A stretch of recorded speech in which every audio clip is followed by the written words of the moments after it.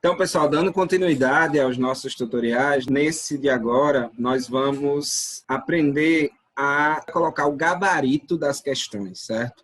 De maneira que, quando o aluno terminar de responder a atividade dele, ele possa já ter um feedback de qual foi o aproveitamento dele, de repente ver em quais questões ele errou, quais questões ele acertou. Mas só destacando que vocês também têm a opção de não mostrar isso para o aluno, mas ter esse controle internamente para você, certo? Então, você tem até a possibilidade, de repente, de fazer isso posteriormente ao recebimento de respostas dos alunos, né? Criar o gabarito depois que os alunos já até responderam a sua tarefa, a sua atividade, desde que ela seja de múltipla escolha, certo? O Google Forms, eu faço esse adendo, ele até permite que a gente insira gabarito de questões subjetivas, mas o trabalho de programação, digamos assim, que a gente teria que fazer, né, com a inteligência artificial do Google Forms, ele seria muito mais complexo, certo? Então, aqui, como a ideia é justamente otimizar o nosso tempo, a ideia é fazer com que o nosso trabalho se torne mais prático, eu não vou focar aqui em ensinar vocês ou em dar as dicas relacionadas a como criar expectativas de respostas pré-estabelecidas para questões subjetivas, tá bom? Foco aqui vai ser só com o caso de questões para o caso de questões de múltipla escolha. Então, dando sequência, o processo para a atribuição do gabarito, né, da expectativa de resposta de cada uma das questões que a gente criou, ele só é ativado dentro do programa, né, dentro do sistema do Google Formulário, se você vier aqui em configurações, certo? E aí você vai ver que vai ter 3 abas, geral, apresentação e testes. Na aba testes, e você girar essa chavinha aqui. Tem criar teste, você precisa ativá-la. Ela vai ficar azulzinha. E aí você tem 2 maneiras de liberar a nota ou o rendimento para o aluno. E elas são imediatamente após o envio ou posteriormente depois da revisão manual. Se você ativar posteriormente depois da revisão manual, o seu formulário vai ativar automaticamente a coleta de e-mails. Ou seja, o aluno, para responder o seu formulário, vai ter que inserir o e-mail. Pela experiência que eu venho tendo no uso do Google Forms em sala de aula, para alunos de escola pública, muitas vezes com limitações de formação mesmo, de acesso a meios tecnológicos, etc. Quando a gente ativa exigir login ou ativar a coleta de e-mail, isso cria uma barreira na hora do aluno responder. Assim, pelo menos as minhas experiências na minha escola têm sido assim.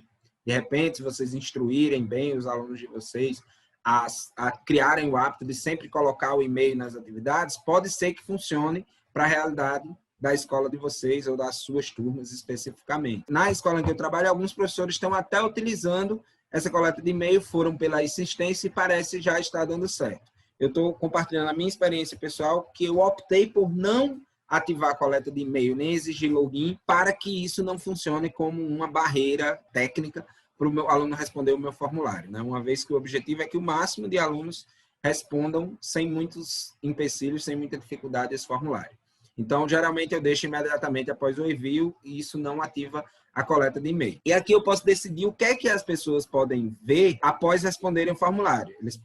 Eu posso botar para eles verem as perguntas erradas. Quando você ativa isso, as perguntas corretas vão ser mostradas para ele verde, com um checkzinho, e as perguntas erradas vão aparecer para ele com vermelha e com um X na pergunta. E, consequentemente, vai dizer qual seria a resposta correta naquela questão que ele errou.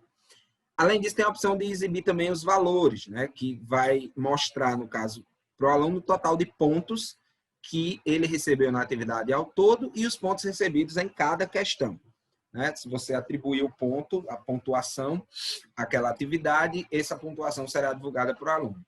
Se você desmarcar, essas informações não serão divulgadas para o aluno. Você tem a opção de liberar só o que você quiser disso aqui. Você vê dentro da sua logística de trabalho o que melhor se aplica para você. Mas o que importa para a gente aqui é que você só consegue botar o gabarito na questão se essa chavinha aqui de criar teste estiver ativada, ok? Vou deixar aqui tudo à mostra. Clique em salvar. A partir do momento em que você faz esse processo, aparece aqui na sua pergunta, essa chavezinha aqui, esse íconezinho aqui, com o nome respostas corretas e uma prancheta com um check. É nesse lugar aqui que você vai poder atribuir o gabarito da sua pergunta. Clica na pergunta, em seguida clique em respostas corretas. Aqui já abre com você, para você colocar a quantidade de pontos que essa questão vale, né? Vou botar aqui que ela vale 10 pontos. Só ilustrativo para você. E eu marco qual das bolinhas tem a minha alternativa correta. Nesse caso, quem descobriu o Brasil? Pedro Álvares K. Minha resposta correta seria Brau. Então, meu gabarito está posto aqui. Clico em concluído.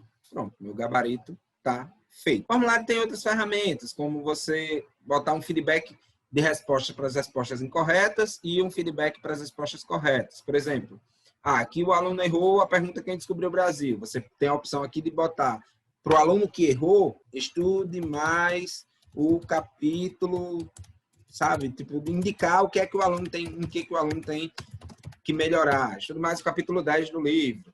No caso do aluno que respondeu corretamente, você pode botar um afago, né? Parabéns, arrasou, enfim. Você vê aí qual é o melhor feedback para dar para esse aluno. Além desses feedbacks textuais que você pode colocar padrão, tem ainda a opção de você colocar um link da internet com material para o aluno ler, de você colocar um vídeo do YouTube para o aluno assistir. Enfim, tem várias opções. Eu, particularmente, não estou usando essas ferramentas todas dentro da minha realidade, mas creio eu que como esse caminho do ensino híbrido, de sala de aula invertida, é um caminho quase que sem volta dentro da nossa realidade, imagino que mesmo quando retomarmos o nosso trabalho presencialmente, dentro do que a gente vai chamar de o novo normal, o Google Formulário vai ser uma ferramenta muito importante nesse processo. Então, imagino que futuramente, ao longo da minha carreira de professor, eu vá explorar cada vez mais, à medida que a gente for ganhando mais familiaridade com a ferramenta, essas ferramentas que o Google Forms nos disponibiliza, ok? Então, basicamente é isso, né? Eu vou ilustrar aqui, né, para vocês verem como é que o aluno vê, a partir do momento em que ele... Deixa eu botar isso aqui valendo 10 pontos também. É a mesma pergunta que eu repeti, só para vocês terem uma noção de como é que isso aparece para o aluno quando ele termina de responder.